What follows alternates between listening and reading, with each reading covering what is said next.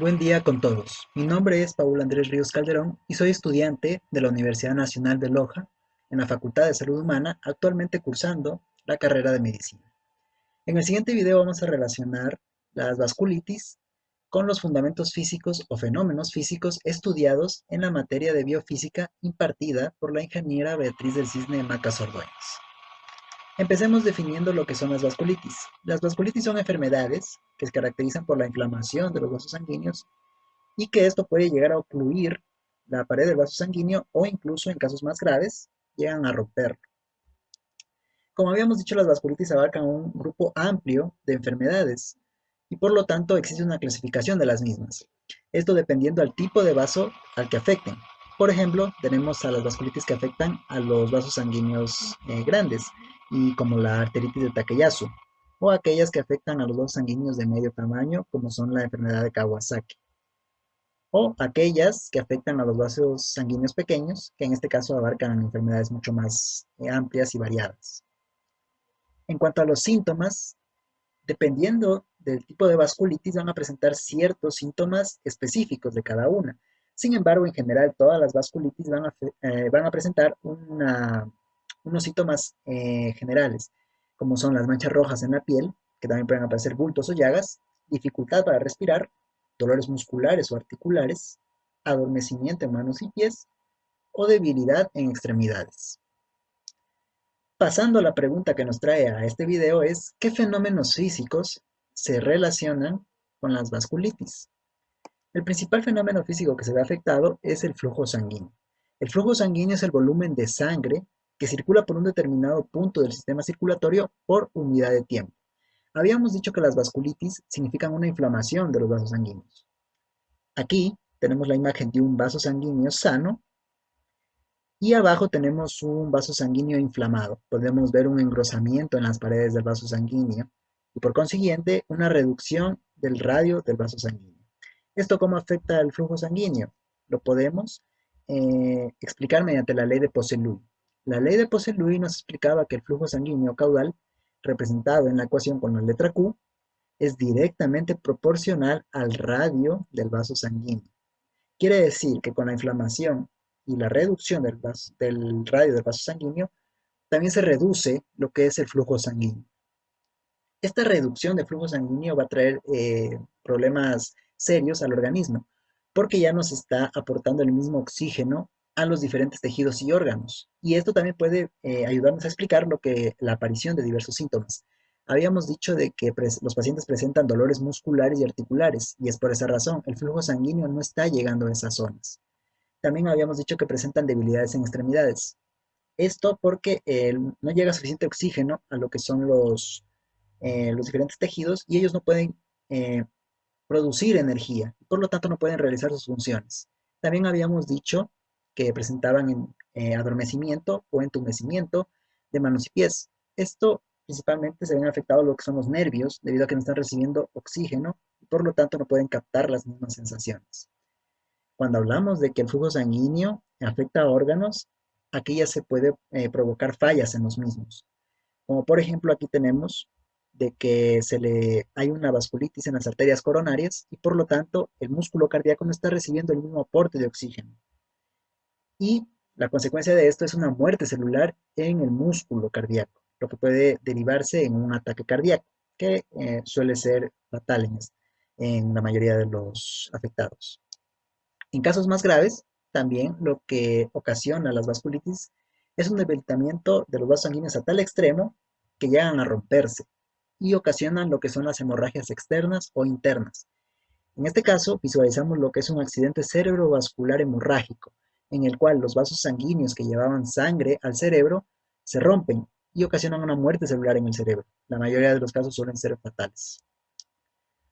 Otro fenómeno físico que se ve afectado es la presión sanguínea. La presión sanguínea es la fuerza ejercida por la sangre por unidad de superficie del vaso que la contiene, debido a que la presión sanguínea va a aumentarse porque el corazón necesita bombear eh, la sangre a tal magnitud de que tenga que llegar a los diferentes vasos sanguíneos del organismo para que estos puedan suplirse de oxígeno y puedan cumplir sus funciones. Esta presión sanguínea elevada es característica de las vasculitis que afectan a los vasos sanguíneos grandes, como es la arteritis de Takayasu o la enfermedad de Kawasaki. En cuanto a las causas de las vasculitis, aún no se tiene a ciencia cierta cuál es la causa, debido a que son enfermedades poco comunes y muy amplias, pero se cree que es una enfermedad autoinmunitaria, principalmente ocasionada por medicamentos que son rechazados por el sistema inmune, por una infección del virus de la hepatitis B o C o por el virus del VIH. Esto ocasiona que las células del sistema inmune ataquen por error a las células de las paredes de los vasos sanguíneos y por consiguiente una inflamación. O también se puede deber a un problema genético. En cuanto al diagnóstico, lo más habitual, aparte de revisar lo que es el expediente médico del paciente, se suele hacer un análisis de sangre, en el cual se va a constatar la presencia de proteínas, el recuento de glóbulos rojos o la presencia de anticuerpos. Como habíamos dicho, el sistema inmune tiene mucho que ver en las vasculitis. También un análisis de orina, en el cual también se puede visualizar el conteo, o se puede realizar, mejor dicho, el conteo de glóbulos rojos. También la angiografía.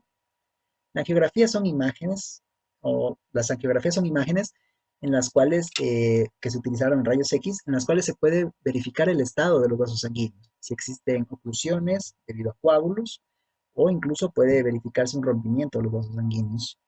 Puede prevenirse muchos de estos accidentes que suelen pasar. O también se puede barajar la idea de una biopsia. La biopsia es la extracción de parte del tejido que se cree afectado y su posterior análisis.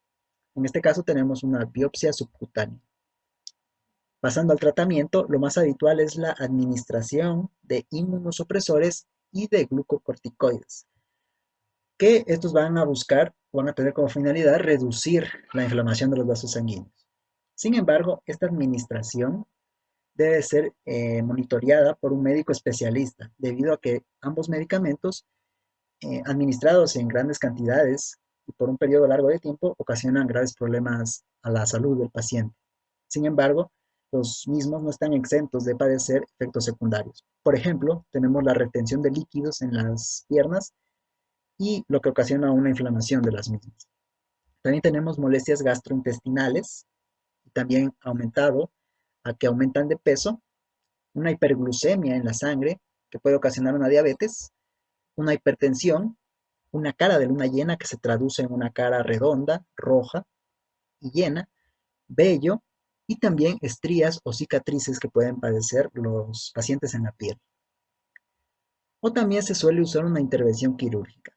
La intervención quirúrgica es cuando la oclusión del vaso sanguíneo ya no es reversible, ya no puede ser aliviada mediante medicamentos y por lo tanto se suele usar lo que es un bypass. El más conocido es el bypass coronario.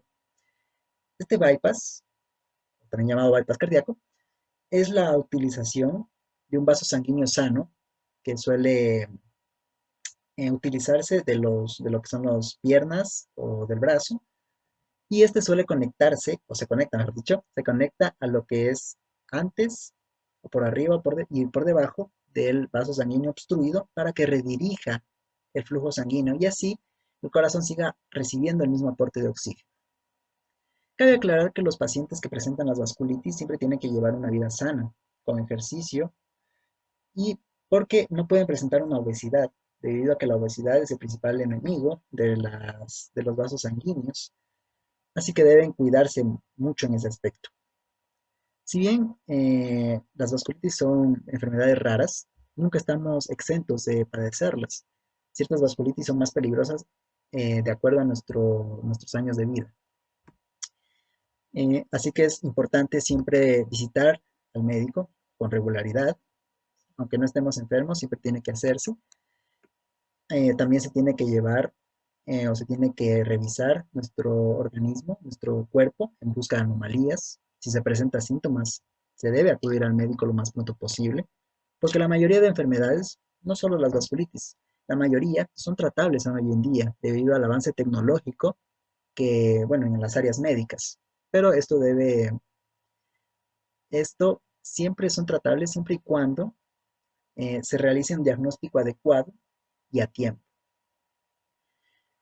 Con esto ha concluido mi exposición. Les agradezco mucho el tiempo que han empleado en visualizar. Muchas gracias.